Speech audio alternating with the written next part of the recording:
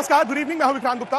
Madan ji studio में हैं और आप जानते हैं कि भारत और श्रीलंका के बीच अगला मुकाबला है। अब ये दोनों टीमें 2011 का फाइनल इसी मैदान पर खेली थी। तब की श्रीलंका और आज की भारतीय टीम में जमीन आसमान का फर्क है। भारत तब चैंपियन बना था, इस बार भारत चैंपियन बनने के रास्ते पर चल रहा है, लेकिन श्रीलंका की टीम उस जमाने से लेकर अब तक नीचे ही आई है। यानी कि भारत की जीत होनी चाहिए, लेकिन आज भारत की ऑप्शनल प्रैक्टिस थी।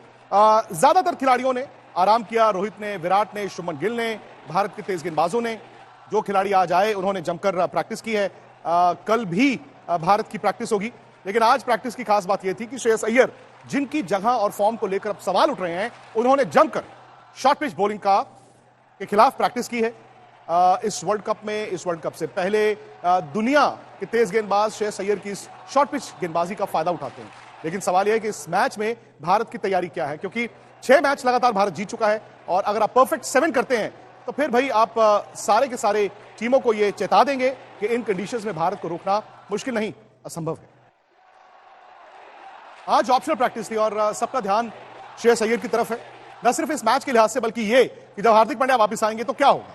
मोहम्मद शमी, सिराज और बुमराह की तिकड़ी को तो भारत तोड़ेगा नहीं, और ऐसे में एक बल्लेबाज अगर कम कर हार्दिक पांड्या को टीम में रखा जाएगा तो वो बल्लेबाज कौन होगा। साफ तौर पर श्रेयस अय्यर अपनी टीम में जगह को लेकर खेल रहे हैं। श्रीलंका का ये मुकाबला है मदन जी, और वो शॉर्ट पिच बॉल की जो दिक्कत है, ये नहीं कि आप हर बार शॉर्ट पिच बॉल पर ही आउट होते हैं, लेकिन कभी कभी आप शॉर्ट पिच बॉल सोच रहे होते हैं, आपका वेट पीछे होता है और फिर आप दूर से खेल जाते हैं। उस चीज का आज काफी अभ्यास किया श्रेयस अय्यर ने। नहीं विक्रांत, देखिए, जब आप ये शॉर्ट पिच की जो प्रॉब्लम है ना, ये अगर आप सोच रहे हैं तो आप पीछे ही जाएंगे। और दूसरी बात है कि क्योंकि आप एक्सपेक्ट कर रहे हैं कि शॉर्ट पिच आएगा, इसका एक ही तरीका है अगर रन बनाने का। यहाँ पर श्रेयस अय्यर के चाहिए कि इस बॉल को टच ना करे। जो बॉल पुल आता है उसको वो मार सकता है, बट जो भी हेड के ऊपर से गेंद आएगा ना, या ब्लाइंड स्पॉट पे आएगा, उसको वो बिल्कुल छोड़ना पड़ेगा। क्योंकि देखिए, आप इस स्टेज पे पहुंच चुके हैं जहां आपकी जरूरत है, रनों की जरूरत है, क्योंकि एक क्रूशियल स्टेज पे आके ऐसा बैट्समैन जब कभी आउट होता है तो दूसरी टीम को ब्रेक थ्रू भी मिलता है। तो इसका एक ही तरीका है, छोड़ने का, बस। बिल्कुल। लेकिन अब अय्यर को छोड़िए, बाकी देखें, वानखेड़े स्टेडियम जो है वो हाई स्कोरिंग वेन्यू है। मतलब यहां पर तो अगर आपने खड़काना शुरू कर दिया तो आप 350, पौने 400 रन भी बना सकते हैं। ऐसे में आपको श्रीलंका की कोई भी उम्मीद दिखती है? नहीं, देखिए, यहाँ पे रन तो जरूर बनेंगे, क्योंकि ज्यादातर यहाँ पे जो विकेट है अच्छा बाउंस है, रन बनाने में काफी मजा भी आता है। और क्या है कि मेरे को नहीं लगता कि श्रीलंका के जो लास्ट मैच हारा है उन्होंने, तो उसका भी था, बट श्रीलंका की टीम का जो मनोबल है वो ठीक है। मतलब उन्होंने मैचेज सारे नहीं हारे, आज मैच जीते हैं उन्होंने वर्ल्ड कप के, तो वो एक डेंजरस साइड साबित हो सकती है। बट हमारा जैसे बॉलिंग अटैक है, क्योंकि बॉलिंग अटैक का एक बात है, जैसे बॉलिंग अटैक जो है वो अटैकिंग बॉलिंग अटैक है, विकेट लेने की कोशिश कर रहा है, ये सबसे बड़ी बात है। विकेट टेकिंग गेंदबाज है। हाँ, विकेट टेकिंग है। और दूसरी एक और बात, लास्ट मैच जो जीता भारत ने, बहुत अच्छा मैच जीता। जिन बैट्समैनों ने गलतियां की हैं, देखिए, रिग्रेट जरूर होता है विक्रांत, अगर आप गलत शॉट खेल लेते हैं रिग्रेट जरूर होता है। हाँ, वो गलतियों को दोबारा वो रिपीट नहीं करेंगे, क्योंकि उनको पता है कि ये सिचुएशन है और ये सिचुएशन के साथ हमें मैच को निकालना कैसे है। यही एक बैट्समैनशिप होती है। जैसे रोहित शर्मा ने किया, अपनी गेम को ऑल्टर किया, क्योंकि उसने गेम को, अदरवाइज वो उससे बड़ा स्ट्रोक प्लेयर है कौन, उससे बड़ा तो कोई प्लेयर ही नहीं है स्ट्रोक।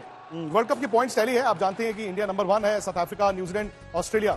अब अफगानिस्तान आज 5वीं पायदान पर है। अफगानिस्तान ने जो 3 मैच जीते हैं, तीनों फॉर्मर वर्ल्ड चैंपियंस। कल श्रीलंका, उससे पहले पाकिस्तान, उससे पहले इंग्लैंड। अब सवाल यही कि क्या ये 5 तक पहुंच सकते हैं? आसान तो नहीं होगा, इनको चौथी जीत जरूर मिल सकती है, वो भी नीदरलैंड से, लेकिन फिर 5वीं जीत कहां से आएगी? अच्छा, दूसरी तरफ पाकिस्तान भी आज उन 5 जीत के लिए खेल रहा है। पाकिस्तान आज बांग्लादेश को हराएगा, क्योंकि 205 रन, उसके बाद आपके 120 रन हो चुके हैं बगैर किसी विकेट के। इसका मतलब आज पाकिस्तान न सिर्फ जीतेगा बल्कि अपने नेट रन रेट को भी थोड़ा बेहतर करेगा। फिर पाकिस्तान को आखिरी 2 मुकाबले जीतने हैं, एक न्यूजीलैंड के साथ है, एक इंग्लैंड के साथ है। फिर ये उम्मीद करनी है कि न्यूजीलैंड अपने बचे हुए तीनों मैच हार जाए, जो कि आसान नहीं होगा। मुझे लगता है कि जो अभी 1, 2, 3, 4 हम देख रहे हैं मदन जी, यही शायद 1, 2, 3, 4 होंगे।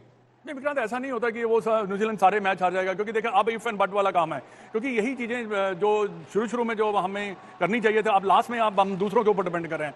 मेरे को नहीं लगता कि सारी टीमें सारे के सारे मैच हार जाएंगी, बट ये है ठीक है। ये भी जरूरी नहीं है कि पाकिस्तान न्यूजीलैंड और इंग्लैंड दोनों को हरा देगा।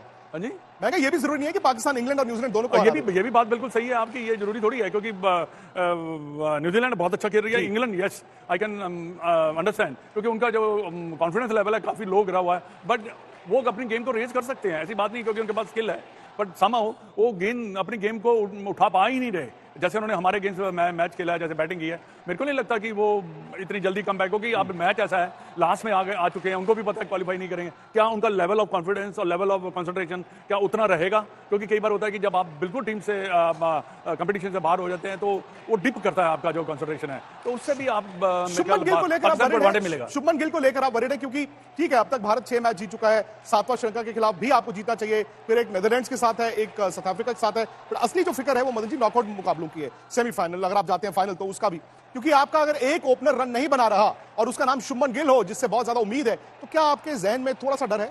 हाँ बिल्कुल, देखिए बड़ा जरूरी है शुभमन गिल का रन बनाना। हो सकता है कि ये वनडे का जो वानखेड़े की जो विकेट है और वो अच्छी विकेट भी है, शायद उसको ज्यादा सूट भी कर सकती है, उसमें उसके रन बनने के भी ज्यादा चांस है, बट रन बनाना चिंता भी है, रन बनाना उनके लिए जरूर है। पर एक बड़ी इनिंग कहते हैं ना, फॉर्म जब एक मैच ही पीछे होती है, बट अगर वो रन बनाता है तो भारतीय टीम के लिए अच्छा हो, क्योंकि आने वाले मैचेस जितने भी है सेमीफाइनल फाइनल, उसमें बहुत जरूरी है एक अच्छे फ्रेम ऑफ माइंड से एक और थॉट चल रहा है, पता नहीं आपका उस पर क्या, आपकी राय क्या है? लोग कह रहे हैं कि क्या आप बुमराह को एक मैच का आराम देना चाहेंगे? मैं नहीं मानता कि राम देना चाहिए, क्योंकि देखिए अभी 3-4 मैचेस है, राम दो दिन राम है, उसके बाद उसको खेलना ही है, क्योंकि देखिए वर्ल्ड कप के मैचेस है। मैं नहीं चाहूंगा कि कोई ऐसा चांस ले भारतीय कैप्टन की जिससे कि उनको बाद में रिग्रेट करना पड़े। ऐसी बात नहीं है, सेमीफाइनल तो तक तो पहुंच गए, पर फिर भी मैं समझता हूं कि अपनी विनिंग कॉम्बिनेशन को ना तोड़े और सेम टीम खिलाने की कोशिश। और दूसरी बात ये भी है ना, जैसे अफरीदी इस वक्त नंबर 1 चल रहे हैं बॉलिंग में विकेटों के लिहाज से, बुमराह क्यों नहीं चाहेंगे कि मैं अगर वर्ल्ड कप इंडिया जीता है तो मैं भी हाईएस्ट विकेट टेकर हूं, तो वो आप क्यों एक मैच छोड़ना चाहेंगे? लेकिन जब तक कोई निगल ना हो या जब तक बैक टू बैक मैच ना हो, आपको आराम की शायद इतनी जरूरत नहीं होती। मुंबई, ये परसों भारत का मुकाबला है श्रीलंका के साथ। आज के मैच पर हमारी नजर रहेगी।